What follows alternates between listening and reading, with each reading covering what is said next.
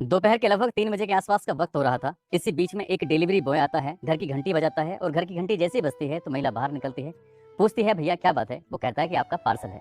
Parcel देकर signature कराता है। उसके बाद जैसे ही जाने के लिए चलता है तभी कहता है कि मैडम साहब घर पर हैं या बाहर हैं? वो कहती हैं कि साहब तो ड्यूटी पर गए हुए हैं। तभी वो कहता है कि मुझे प्यास लगी है, क्या एक गिलास पानी मिल सकता है? तो जैसे ही पानी मांगा जाता है वो कहती है ठीक है कोई बात नहीं, आप अंदर आ जाइए। अब डिलीवरी बॉय अंदर जाता है और अंदर जाने के बाद जब तक उसका मन करता है, जब तक उसका दिल नहीं भर जाता, तब तक वो घर के अंदर रहता है और आसपास के किसी व्यक्ति को इस बात पर कोई शक नहीं था, कोई सुबह नहीं था। और ये ऐसा पहली बार नहीं था, ये लगातार कई साल से ऐसे ही चला आ रहा था। और एक दिन सोशल मीडिया पर यह खबर तैरती है कि उस पुलिस वाले यानी कि वो पुलिस वाले की बीवी हुई का कत्ल हो चुका है। अब पुलिस ने इस घटनाक्रम का खुलासा करने के लिए तमाम जतन लगाए, तमाम कोशिश की। ये एक ऐसा अंधा कत्ल था कि कातिल को ढूंढ पाना बड़ा मुश्किल था। आखिरकार पुलिस ने उस कातिल को तलाश कर लिया, पुलिस ने गिरफ्तार किया और गिरफ्तार करने के बाद वो कातिल बार बार एक ही बात कह रहा था कि मैं पकड़ा कैसे गया, बस मुझे ये बता दो। पुलिस हंसती है और मुस्कुराते हुए कहती है कि पहले ये बताओ कि कत्ल कैसे किया, क्यों किया, क्या वजह थी। आखिरकार जब दोनों ने एक दूसरे के बारे में बताया तब लोगों को इस कहानी के बारे में सुनकर बड़ी हैरानी हो रही थी कि आखिरकार ऐसा कैसे हो सकता है। आज कहानी उसी डिलीवरी बॉय, पुलिस वाला और पुलिस वाले की बीवी की। आज की जो सच्ची घटना मैं आपको सुनाने जा रहा हूँ, ये सच्ची घटना है छत्तीसगढ़ प्रदेश का एक जिला है सुकमा। दरअसल सुकमा जिले में ही तैनात एक पुलिस वाला होता है जो कि डॉग हैंडलर होता है। उसका नाम शिशुपाल।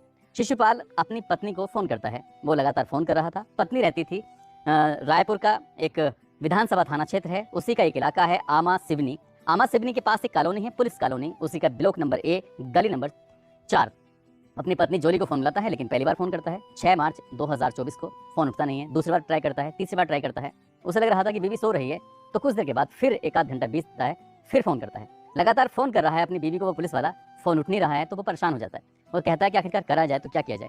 तभी पास में ही एक घर होता है, पड़ोसी के पास फोन किया जाता है और पड़ोसी से कहा जाता है कि जाकर देखो मेरी जो बीवी है वो पता नहीं बाजार गई है, मैं है क्या कर रही है, काफी बार ट्राई कर चुका हूँ लेकिन फोन नहीं उठ रहा है। अब पड़ोसी जाते हैं, कहते हैं कि साहब घर का तो ताला लगा हुआ है। अब ऐसी स्थिति में ताला लगा हुआ है तो क्या करें।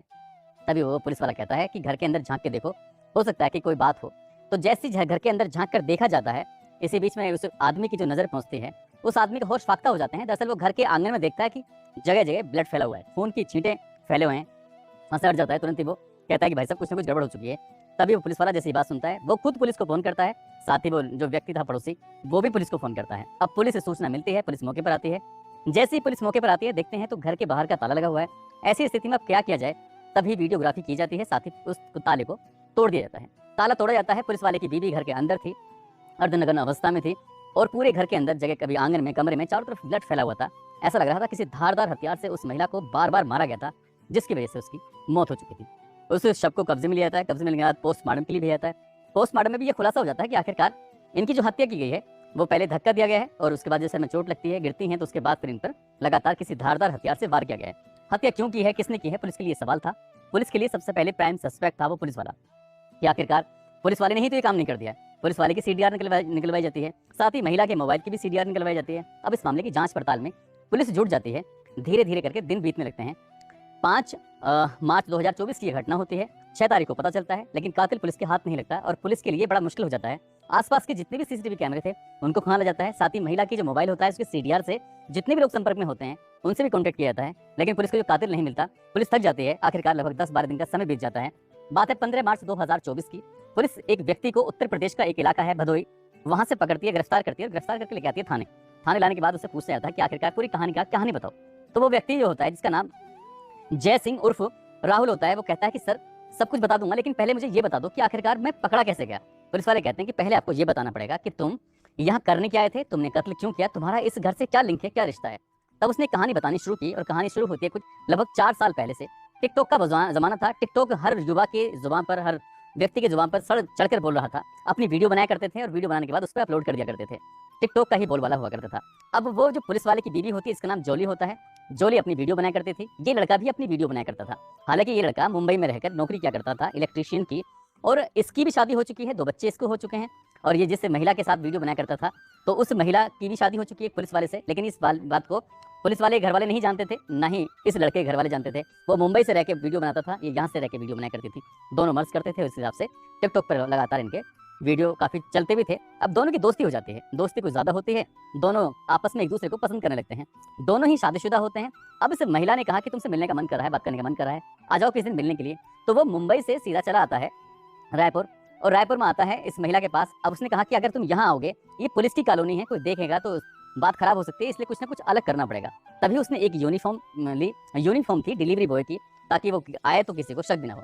डिलीवरी बॉय बन के आता है, दरवाजा खुलवाता है, उसके बाद फिर एक दूसरे के साथ रहते हैं, वक्त बिताते हैं। और वो ऐसे वक्त में आता था जब पुलिस वाला घर पे होता ही नहीं था।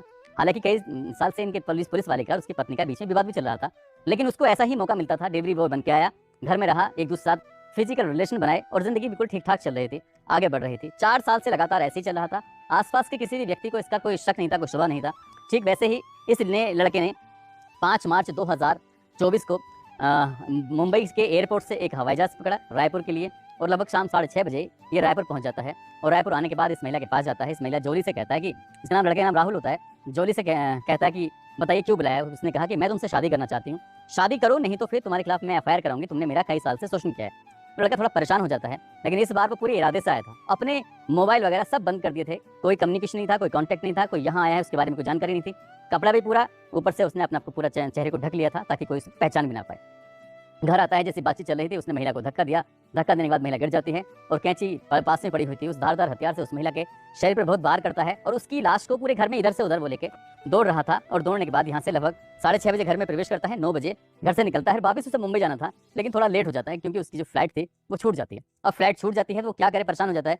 सीधा स्टेशन पहुंचता है और वहां से पूरी LTT एक्सप्रेस से भूसावली तक गाड़ी पकड़ता है। वहां से भूसावली से कामयानी एक्सप्रेस पकड़ता है, उससे वो उत्तर प्रदेश के भदोही अपने गाँव पहुंच जाता है। उसे लग रहा था कि अब इस घटनाक्रम का कभी खुलासा नहीं होगा, क्योंकि उन दोनों की बात जब भी होती थी वो सोशल मीडिया के माध्यम से होती थी, मोबाइल वगैरह का इस्तेमाल एक दूसरे से नहीं किया करते थे। अब ऐसी स्थिति में जो उसने कहा कि साहब मैंने तो पूरी कहानी बता दी है, लेकिन मैं पकड़ा कैसे गया, आप ये भी तो बता दो।